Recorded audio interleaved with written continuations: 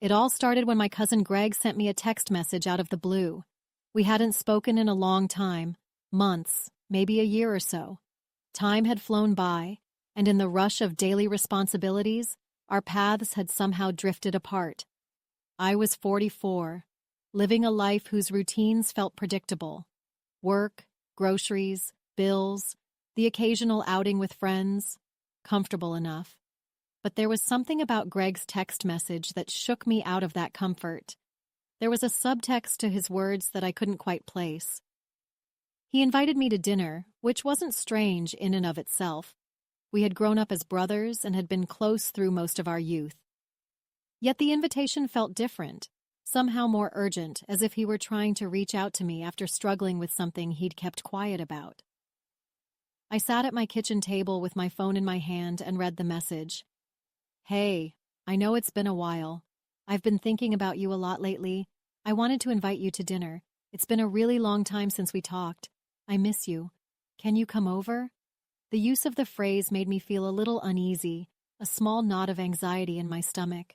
Despite the vague sense of unease, I almost automatically agreed. I found myself texting him, "Sure, I'll be there." In the days leading up to our dinner, I wondered if I had read too much into his message. Greg had always been the cousin who was up for anything. Spontaneous road trips, late-night chats at family gatherings, even the silly jokes we played when we were little. He was warm, lively, and could liven up a room with just his laugh. But I couldn't help but get the feeling that Greg's invitation was more than just a casual attempt to reconnect.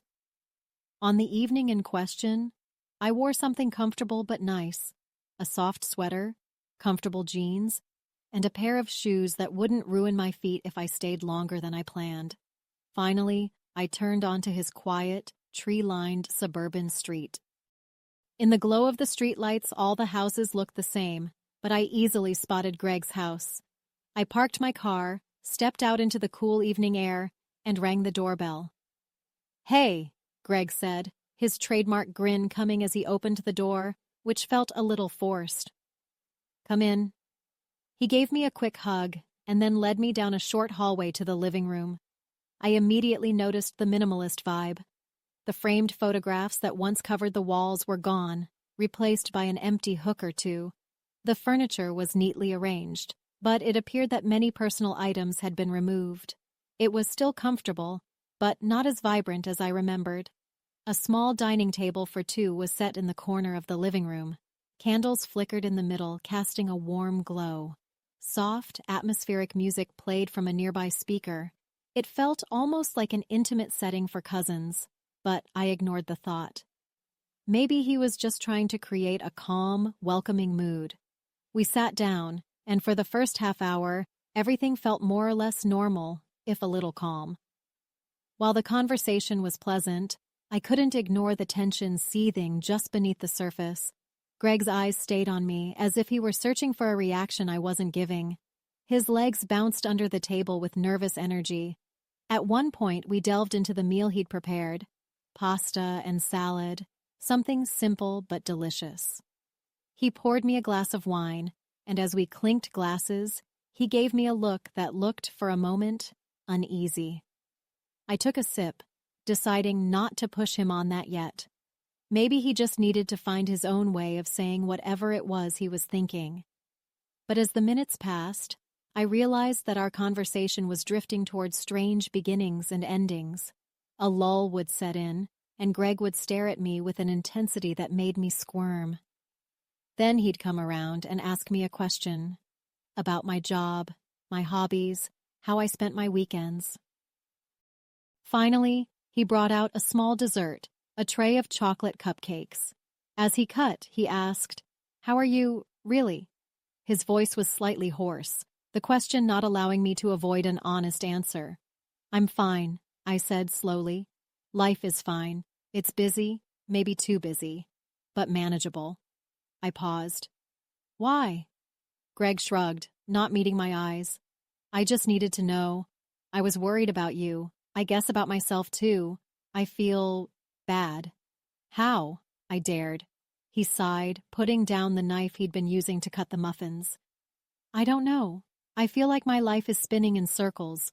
Work is just a paycheck. My days are blurring together. Nothing feels the same. I can't shake the feeling that I'm stuck in someone else's life, or maybe I'm not the person I used to be. We moved from the dining room table to his couch. Part of me considered leaving, giving him space, but another part insisted I stay. I was here for more than just dinner. Finally, Greg reached out and caressed my hand with his fingers, a lingering touch that caught me off guard. It was a familial touch, but it also radiated an intensity that made me hold my breath. I gently pulled my hand back, not wanting to overreact, but also having to acknowledge the subtle discomfort. "I'm sorry," he mumbled, his cheeks flushing with embarrassment. I don't know how to talk about this. I'm not used to feeling so lost." I swallowed, feeling my own eyes sting with empathy. "It's okay," I said softly. "You don't have to apologize. I'm here." After a long silence, he finally spoke, his voice low. "I've been thinking about you a lot, about how close we were as kids, how we lost that somewhere along the way. My life was hard, and I realized that the one thing I missed was a real connection. I didn't know where else to turn, so I reached out." I slid toward him on the couch, placing my hand on his forearm in a comforting gesture. "I'm glad you're lying down," I said, my voice barely above a whisper. "No matter what you're going through, I want you to know that I'm here and I care." Greg then looked at me, his expression filled with aching hope. "Do you ever feel like you just want to escape from everything? Just get away from work, from bills, from the noise, and start over?" His question hit a nerve. I've had moments when the routine of adulthood has been so overwhelming that I've fantasized about escaping to a quiet beach or a cabin in the woods. "Sometimes," I admitted. "But I guess I've never really thought about it. It's just too practical." "What's on your mind?" I asked quietly, stopping a few feet away. That night, before bed, I found myself looking at old photos. Greg and I when we were kids. Younger versions of us with bright smiles and scrapes on our knees. My heart clenched with compassion and a little sadness at how easy life seemed back then. But I also felt grateful for the chance to reconnect with him in such a meaningful way. I turned off my phone and lay in the dark, my mind dancing with memories and possibilities. Maybe Greg and I could help each other find that spark again, the version of ourselves we had lost somewhere along the way. It wasn't something that would be fixed overnight, but it was a start.